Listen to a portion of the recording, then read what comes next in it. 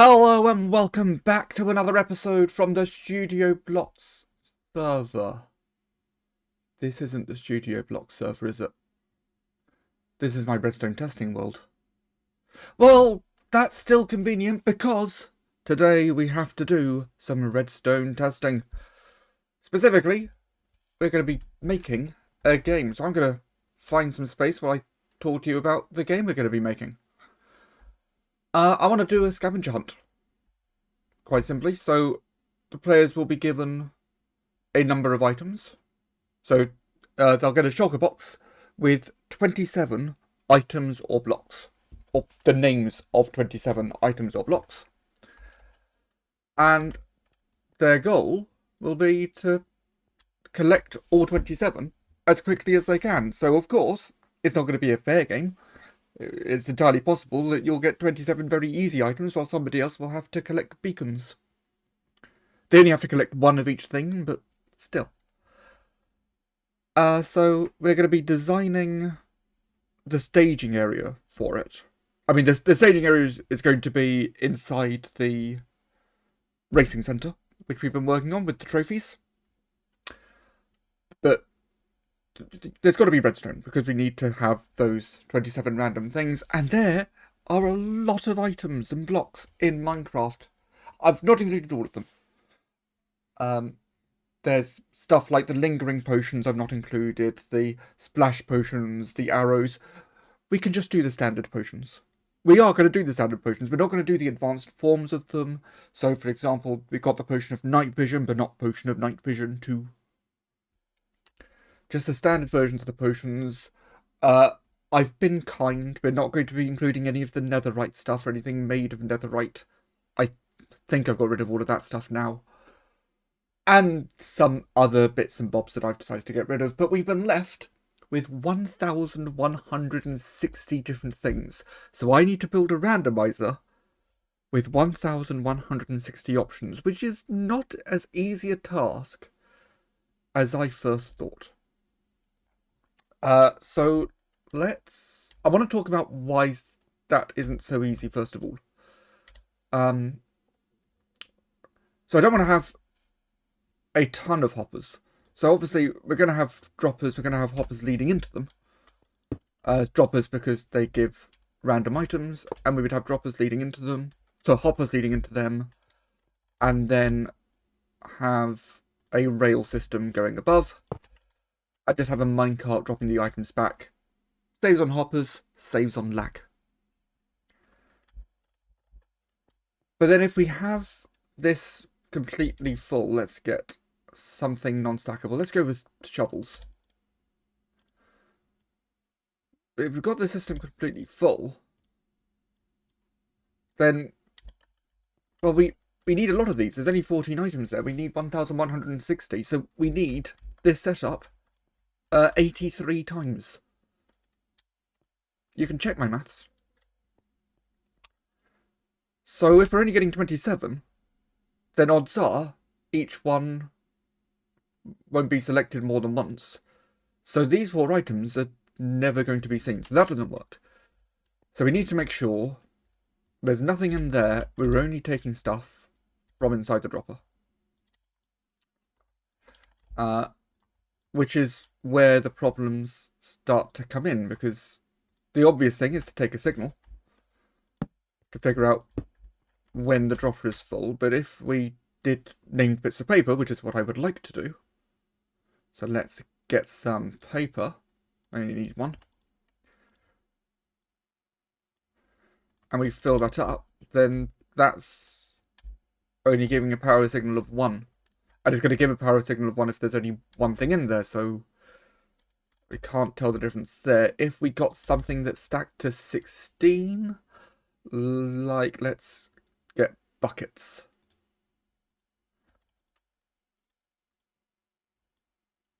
Then that still only gives a power signal of 1. If we did something non-stackable, so if we go back to the shovels, then that gives the opposite problem, in that it gives a power output of 15. which then means we're going to need to go a long way to deal with the signal because I want this to be tileable. So I don't think that works. I think either way we're going to have a full system. At which point, I want these items to be seen.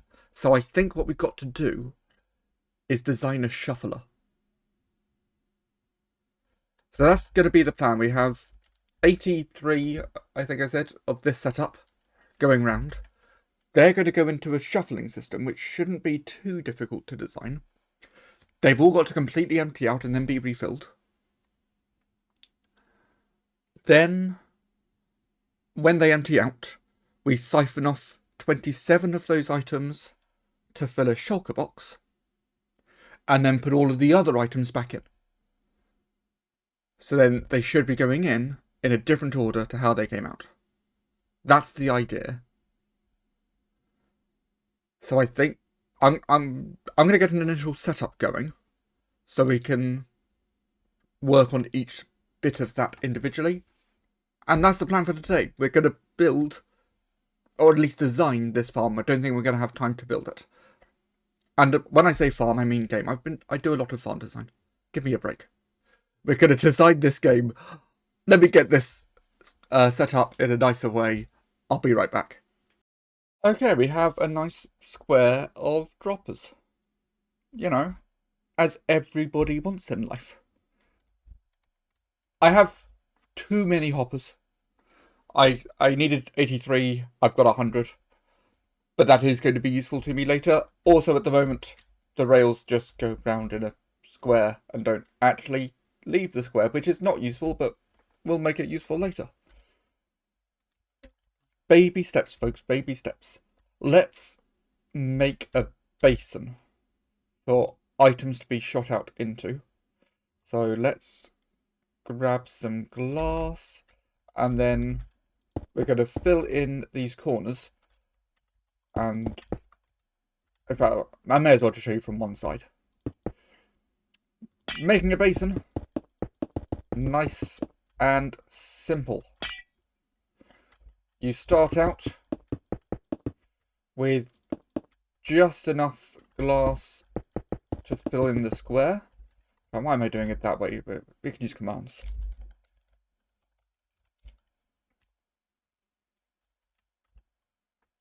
So we fill this area with glass.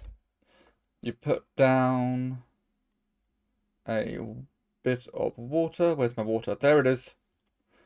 Put down a regular bucket as well, because I imagine we'll be picking it up. We see that it doesn't stretch to the edge, but then we can get another bit of glass lower down, and we want to get it so that the water extends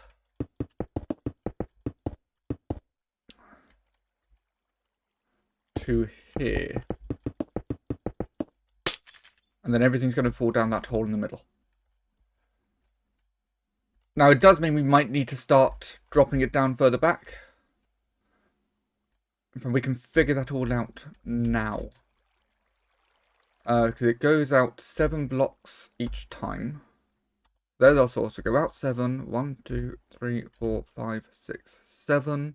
1, 2, 3, 4, 5, 6, 7. 1, 2, 3, 4. So we're going to need to cut it off there, I think. So I'm going to fill this in based off that, and we'll see if I'm correct. Slight mistake in the last clip. We were counting to 7 because 7 is where it falls over the edge. But obviously for the last bit, we don't want it to fall over the edge, so we need to count to 8. So this should, in theory, work. 1 bucket of water in each corner. They should just meet in the middle. And it's looking good. It's looking very, very good. So now any item that comes in here, wherever it goes, will end up being pushed down the hole in the middle. And of course, each of our droppers will push out one of their 9 items at random. And because of the water flow, they're going to flow around a bit, so they're going to fall through in a just slightly different order, and they get pushed out in a slightly randomized direction, so this should work nicely as a shuffler. The next bit is actually getting them to throw out their items, so I think let's get out some target blocks.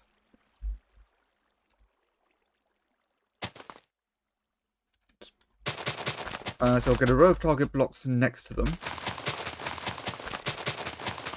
And then some coloured wool, because I'm trying to get back into using coloured wool for redstone. At least redstone design, I don't tend to use it for the actual builds. But we get a redstone line next to it. And there is an obvious issue here, but a very easy issue to deal with. Redstone lines go out for 15 blocks. We have more than 15 blocks here. So we would have, if we got some redstone dust and a repeater, the dust would come up to the corner, but then we'd probably have a repeater there. 1, 2, 3, 4, 5, 6, 7, 8, 9, 10, 11, 12, 13, 14, 15. Then we have a repeater, bring it up and around so that we're still powering that target block. 2, 3, 4, 5, 6, 7, 8, 9, 10, 11, 12, 13, and then we're on to the next side. So if we continue that all the way round, I'll grab a lever or a button and we can just confirm everything should throw out a shovel, because I do actually have all of these filled with shovels for testing purposes. Let's do it! That redstone line is in place. So far, the redstone very simple. It will get more complicated. I've got a lever. Let's see this thing in action. In fact, I'm going to line myself up with the lever and then we'll go into free cam mode. Nice! Oh, this thing might get laggy. It shouldn't be too bad because they go down to where the hoppers are quite quickly. Hopefully they'll feed through the hoppers quickly. We want them to feed through the hoppers quickly anyway, because we don't want any of the items despawning. I'm sure this will be fine. I'm going to tidy up those shovels, and then we're going to put this onto a system that activates it 14 times, because that's what we need. 14 activations. That's easy enough. Here's a little tip for any redstoners out there. Have a reset schematic. It just makes life so much faster. So when I activate this, we have a lot of shovels going out. At the moment I now have them all going into lava because I don't have to worry about cleaning it up. But then, of course, we have a gap in all of our hoppers. So what I need to do is paste in my reset schematic and all the hoppers are fine.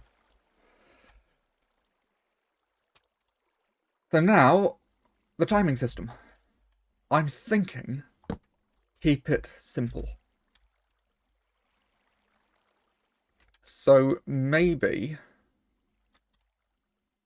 if we do a hopper, so an observer system, if we do 2 observers facing into each other, I think that's going to be too fast. But we can set up a little something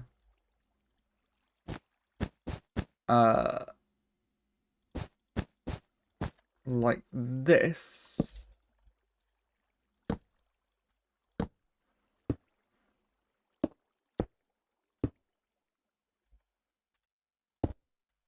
Not like that, because that's going to have torch burnout.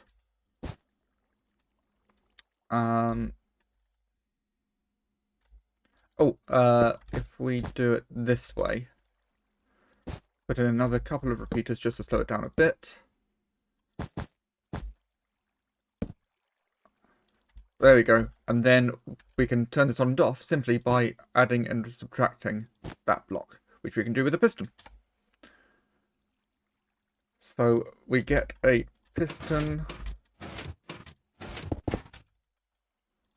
there.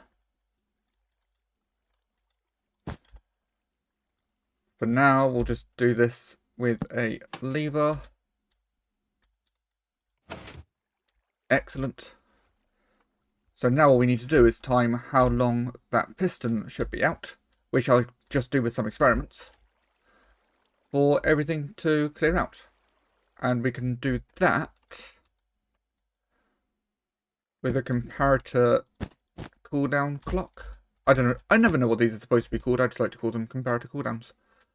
So we'll have a repeater going into there. And then probably about that much should do.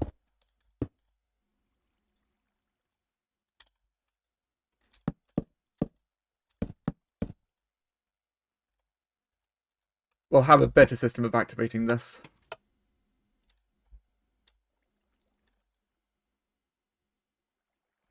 Now, I've just realised, rather than doing all that, I can discount how many times that system goes round. So I'm going to do that, see how long it should take, and then we'll do a full experiment with that bit. And that is the start of the shuffler sorted. I've adjusted the timing slightly. I did a count. I counted 15, which is one more than we need. So in theory, if I hook this up, the system should empty.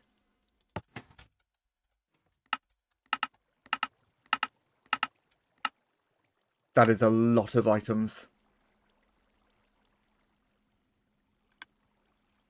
But they're all gone. And the system is empty. That works. Lovely.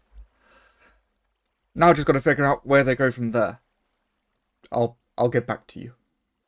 The next circuit is going to be our shulker box filler, which is going to be a little awkward because I don't want a sort of leftover hopper. I want all the hoppers in this bit to clear out afterwards.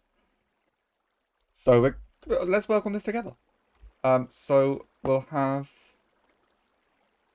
Let's come down 3 just to be safe, and then we'll have the hopper facing out that way into a shulker box, where shulker box is probably in functional blocks. Yep. So that's going to be there, which means we need a way to spit that out. So let's get a dispenser feeding into it. Lovely stuff.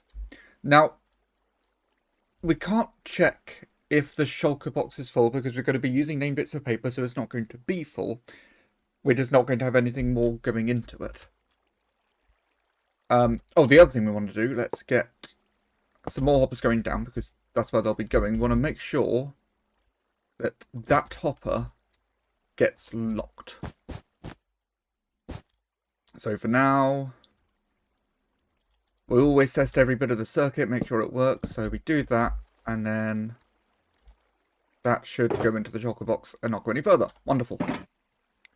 So we can't check if the shulker box is full, but my thinking is this hopper isn't going to produce a comparator output, which we can easily check by doing this. So if anything goes through that hopper, the piston should go out because it should be picked up by that comparator.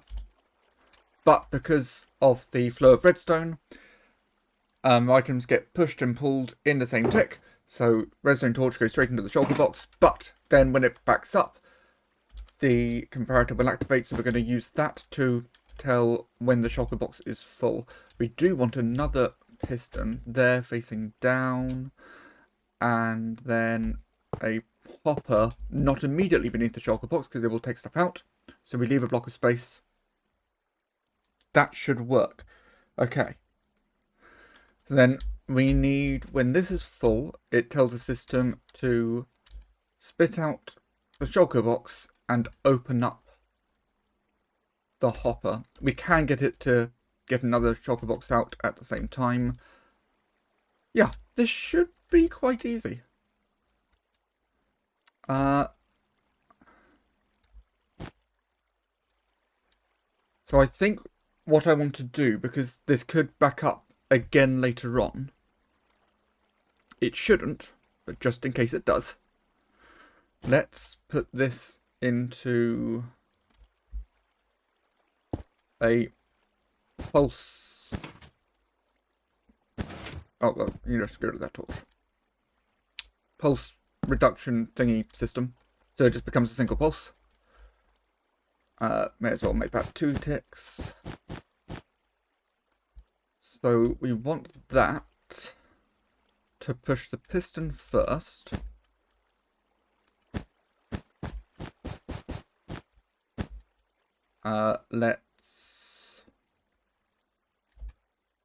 So that should come round, push out the piston, and then say 2 ticks later. We'll say 4 ticks just in case. Spit out another shulker box. Let's just fill this up with shulker boxes so we can make sure that bit works. We then need it to permanently open this up. So I think what I want to do, let's put a piston there pointing down. Now we could do this with a block of redstone, but that can cause other problems.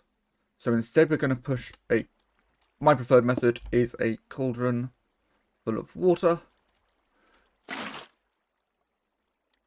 So we push that down to there, then we can use another comparator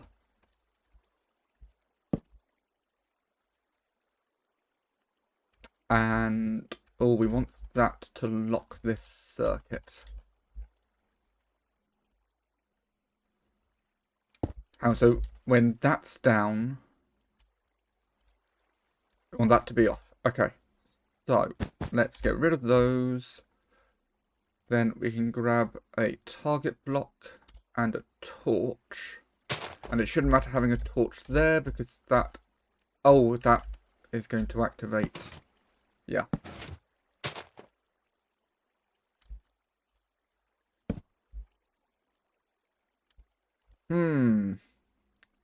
This gets problematic.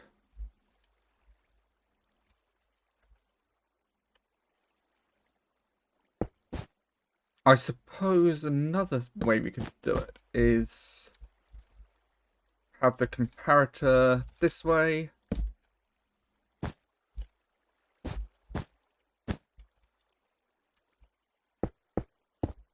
There we go. So then when that pushes down, that comparator will no longer detect anything.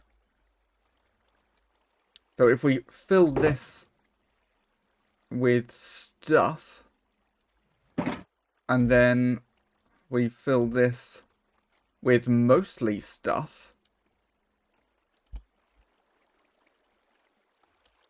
we should...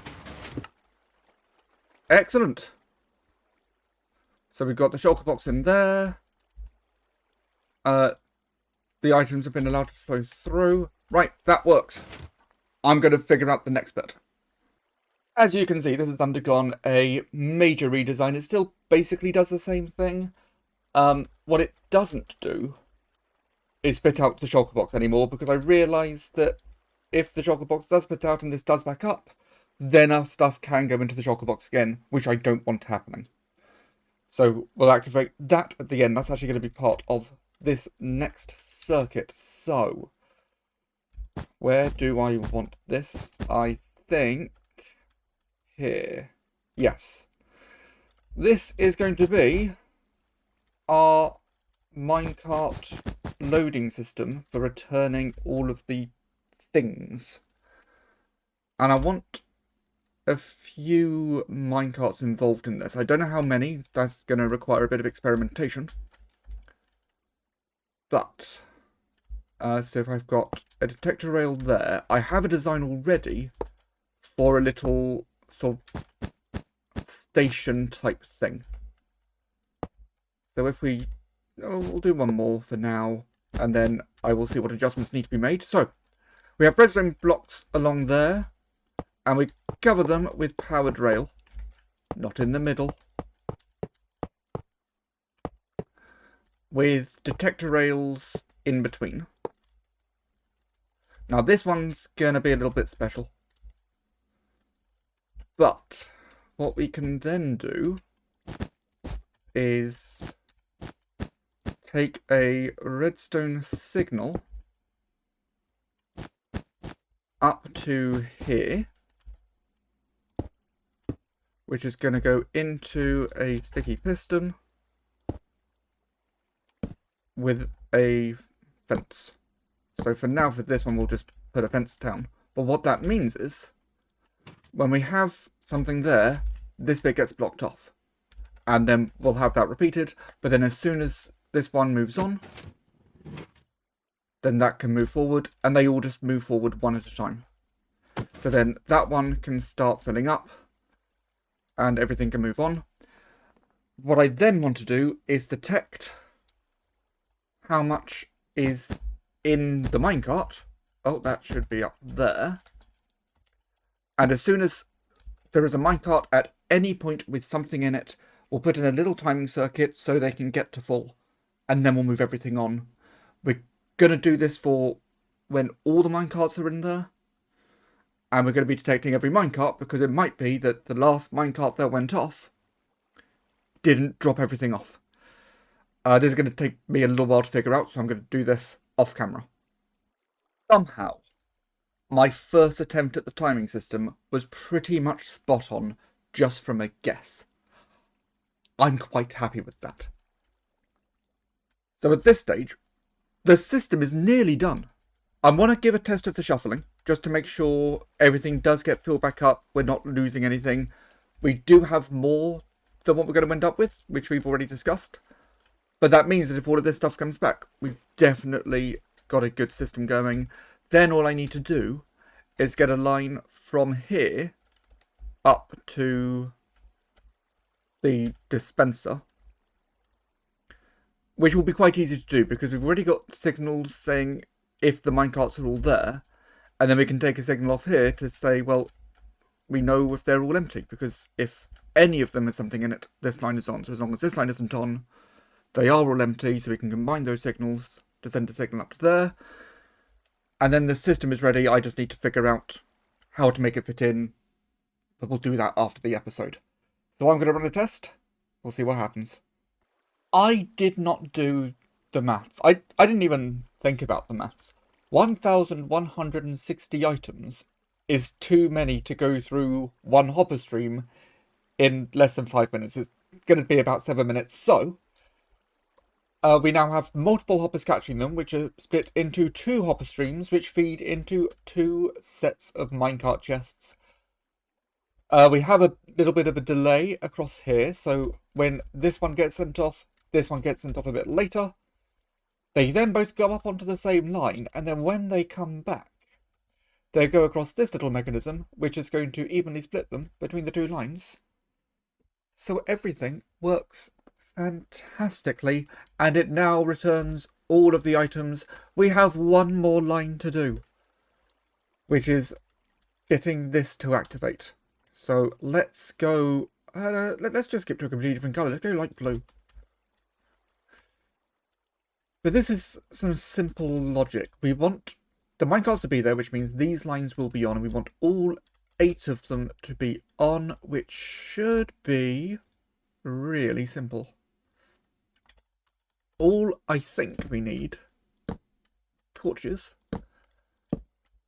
And as you can see, they're all turning off because all the minecarts are there, which is what makes this really nice and easy, because if any one torch turns on, this line turns on.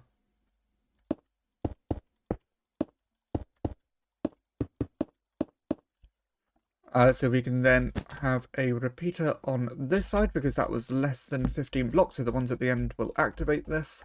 We also need to see if they've got stuff, then this line will be on. So we can take a repeater output from there and there. Okay. So this needs to get converted to an on, as do these. And then it's only if all 3 of them are on that we have something useful. So we can do that test.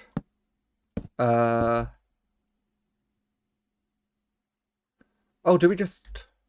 Yeah, let's not do it if they're on. Let's do it if they're off. That makes it even easier. So if any one of them is on, the system is broken. Yes, that is correct. As you can see, we're very much just doing this as we go. So then we bring the lines up and together. We convert you back to how you were.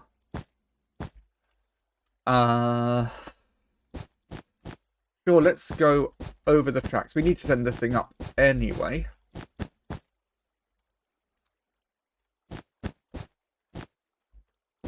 Like this. Bring all these lines together.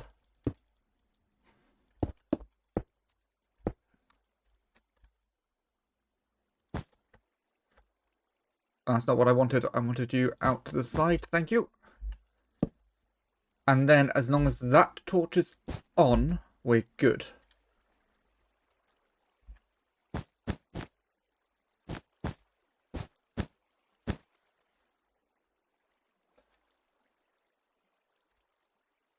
I think this should be okay. So I'm going to give this one last test. In fact, just so you can see the minecarts going around, because you've not seen the minecarts going around yet. We start the test. All of our items go into the middle, which looks spectacular and surprisingly doesn't cause me any lag. They then come down and we'll see the minecarts heading off in just a moment. That one's gone, now the other side, and then the rest of them move forward. Then those three minecarts will go around the top together. And then quite nicely, they come down just after the next ones go up. So ready? They go up. And then the other ones come down. And then they get to this little mechanism. The one will go onto that side, the other one onto the other side. That's all good. This has not filled up at all.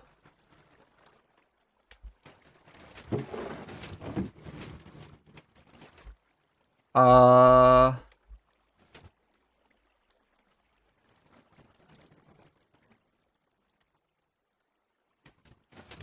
it's because we haven't turned it off.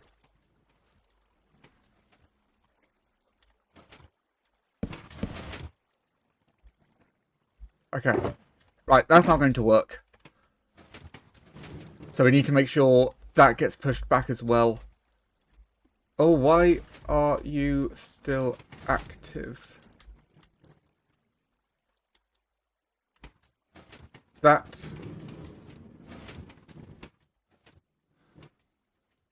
I'm going to figure this out. It works. So the reason it wasn't working previously, very simple. This should have been a target block because that redstone wasn't going to connect to the block. I've also moved this round so it pushes the cauldron back at the end, so it fully resets. Everything's working great. I'm going to tidy up some of the redstone. And then we're going to be building this on the server in upcoming live streams. So we're going to start on this tomorrow, because why not? I think I'm going to build this into the ground and give it a glass covering, because it's quite cool to watch. For seeing the minecarts going around. And once it's built, I think we'll go for a scavenger hunt. But in the meantime, if you enjoyed this a bit more unusual episode, please leave the video a like. Let me know what you thought down in the comments, and subscribe if you haven't already. My name is Weird and Bearded, and I will see you all next time.